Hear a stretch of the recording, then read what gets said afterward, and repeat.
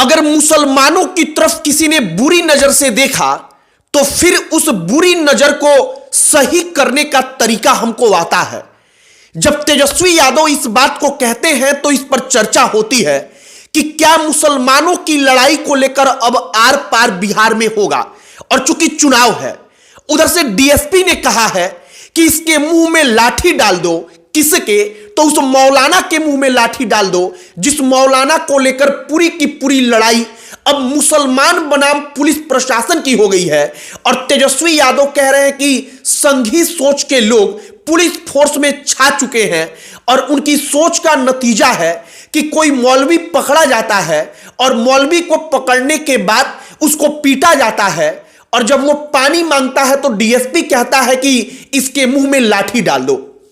जब तेजस्वी यादव मधुबनी के बेनीपट्टी पहुंचे, वहां पर मोहम्मद फिरोज तेजस्वी यादव को देखकर रोने लगे और उन्होंने फपक फपक कर रोते हुए कहा, हम हाथ जोड़ते रहे, हम कहते रहे कि हम मौलाना हैं, हम बच्चों को पढ़ाते हैं, इसके बावजूद डीएसपी ने, पुलिस कर्मियों ने हमको मारा, हमको पीटा, हमने पानी मांगा तो उन्होंने कहा कि इसके मुंह में लाठी डाल दो।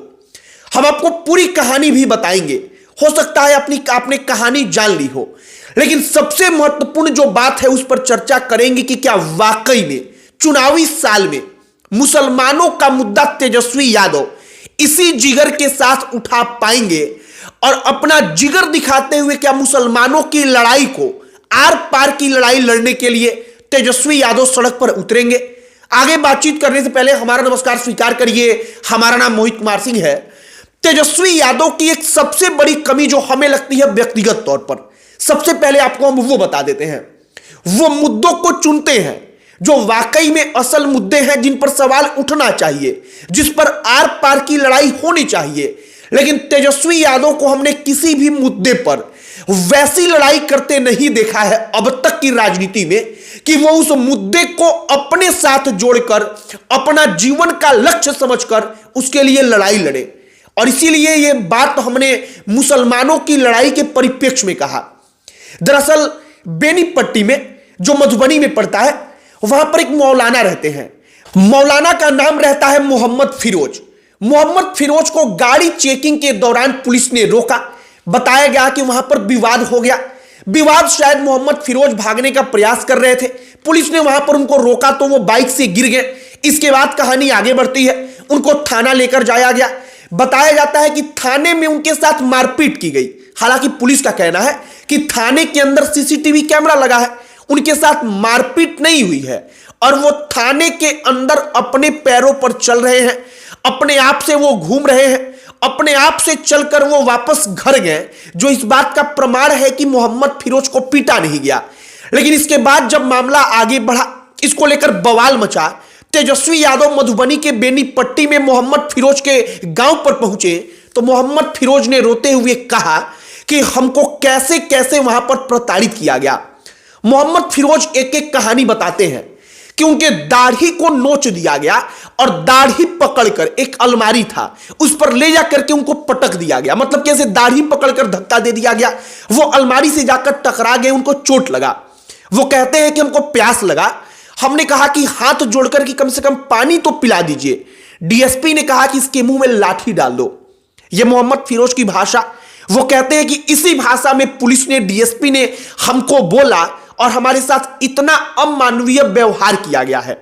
तेजस्वी यादव इसके बाद मुसलमानों को लेकर सीधे तौर पर आंख तरेरते हुए कहते हैं कि कुछ लोग जो संघी सोच के हैं वो प्रशासन में हैं और उनकी सोच आगे बढ़ रही है, और अगर मुसलमानों की तरफ नजर उठाकर किसी ने देखा तो उनकी बुरी नजर का हम मुंह तोड़ जवाब देंगे, उसी प्रकार से जवाब देंगे।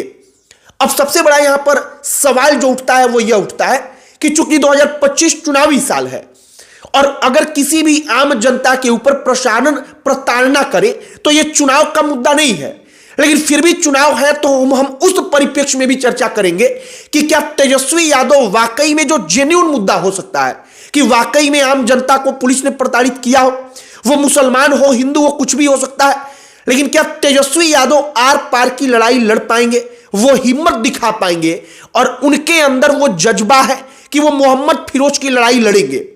तेजस्वी यादव कहते हैं कि पुलिसकर्मियों के निलंबन से कुछ नहीं होगा, क्योंकि सरकार ने कार्रवाई करते हुए निलंबित किया है। तेजस्वी यादव कह रहे हैं कि निलंबित नहीं करना है, बल्कि निलंबन तो होना ही चाहिए, इसके बावजूद कड़ी कार्रवाई करिए और विधानसभा के अंदर हम इस मुद्दे को उठाएंगे। मुसलमानों को लेकर तेजस्वी यादव जो बोलते हैं वो चर्चा का विषय बनता है, लेकिन सबसे ज्यादा चर्चा जो विशेष तौर पर हम करना चाहते हैं कि तेजस्वी यादव नो डाउट मुद्दे को पकड़ते हैं, उठाते हैं, लेकिन उस मुद्दे पर लड़ाई कितनी गंभीर तरीके से लड़नी चाहिए, कितने जोश के साथ लड़ाई लड़नी चाहिए, वो तेजस्वी यादव मुद्दों पर नहीं दिखा पाते। अब तमाम मुद्दे उठाकर देखिए, मोहम्मद फिरोज की हम बात केवल नहीं कर रहे हैं, बीपीएससी का मुद्दा उठाइए। अब तक छात्र प्रोटेस्ट कर रहे हैं, तेजस्वी यादव उन मुद्दे पर एग्रेसिव तरीके से छात्रों के साथ लगातार बैठे रह जाते तो यह मामला कितना बड़ा होता और राजनीतिक तौर पर उनको भी बड़ा फायदा दिलाता। लेकिन तेजस्वी यादव ने उस मुद्दे को छोड़ दिया। प्रशांत किशोर ने इस मुद्दे पर उनसे ज्यादा आप कहिए कि लाइमलाइट बटोर लिया। अब मोहम्मद फिरोज का मामला, वो कहते हैं कि मुसलमानों पर नजर उठाओगे तो उस नजर से जो देखेगा उसको हम लोग जवाब देंगे। लेकिन तेजस्वी यादव क्या जवाब देंगे वो सिर्फ वही जानते हैं, वही बता सकते हैं, क्योंकि वो वहां पर गए, उन्होंने मुलाकात की। लेकिन मेरे कहने का मतलब है कि वाकई में जेन्युइन तरीके से आपको लग रहा है कि कहीं गलत हो रहा है सरकार के द्वारा, प्रशासन के द्वारा, तो आप जेन्युइन तरीके से जोश के साथ, जज्बे के साथ ग्राउंड पर उतरकर लड़ाई तो लड़िए। आप लड़ाई लड़ेंगे तब जनता, चाहे वो मुसलमान हो चाहे वो दलित हो, तब जाकर के वो आपके पीछे खड़ी रहेगी। मोहम्मद फिरोज की लड़ाई में आगे क्या होगा हमको नहीं पता, लेकिन तेजस्वी यादव ने जो कहा, पुलिस प्रशासन की तरफ से दो बातें कही गई और मोहम्मद फिरोज के अनुसार पुलिस ने उनको जो कहा, दाढ़ी नोचकर मारा, इन तमाम चीजों की कहानी हमने सोचा कि एक बार आप तक पहुंचाई जाए, आपको बताई जाए। बाकी आप तेजस्वी यादव के समर्थक हैं या विरोधी हैं, जो गलत होता है वो गलत होता है, और जेन्युइन तरीके से आप भी इस बात का जवाब दीजिएगा कमेंट बॉक्स में कि क्या वाकई में आपको नहीं लगता कि तेजस्वी यादव मुद्दों को भुनाने में विफल हो जाते हैं। वो उस जोश से किसी भी लड़ाई को लड़ नहीं पाते, वो मुद्दा उठा देते हैं, वो मुद्दा फिर आगे बढ़ जाता है, तेजस्वी यादव वहां से चुप होकर पीछे हट जाते हैं और वो मुद्दा वहीं से खत्म हो जाता है। अगर तेजस्वी यादव जेन्युइन तरीके से वाकई में लड़ाई लड़े तो मोहम्मद फिरोज का मामला हो, बीपीएससी का मामला था, यह सब कुछ बहुत बड़ी लड़ाई का मामला था, लेकिन तेजस्वी यादव के हाथ से बीपीएससी निकल गया। अब मोहम्मद फिरोज की लड़ाई को देखिए कि वो कहां तक लड़ पाएंगे।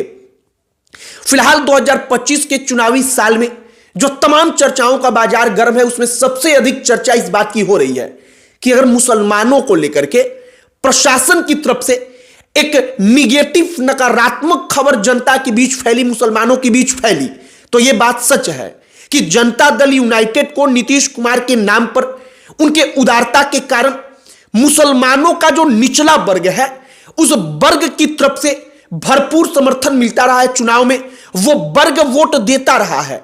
ये डेटा कहता है कि जेडीयू को मुसलमानों का वोट मिलता है, जो मुसलमान का वीकर सेक्शन है, जो कमजोर वर्ग है उनका, उसका वोट मिलता है।